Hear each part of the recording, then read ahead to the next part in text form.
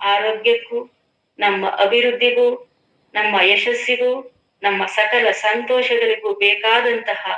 ಎಲ್ಲ ದಿವ್ಯ ಚೈತನ್ಯಗಳನ್ನು ಹಾಗೂ ಎಲ್ಲ ಎಲ್ಲ ಸಕಾರಾತ್ಮಕ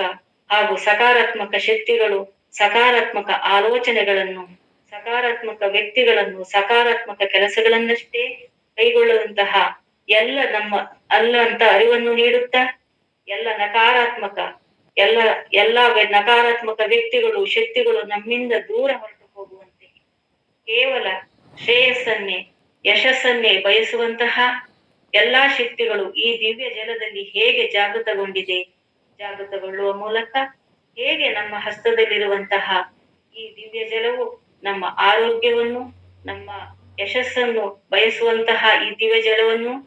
ಗಮನಿಸುತ್ತಾ ಒಮ್ಮೆ ಹೇಳಿ, ನಾನೊಂದು ಅತಿ ಅದ್ಭುತವಾದಂತಹ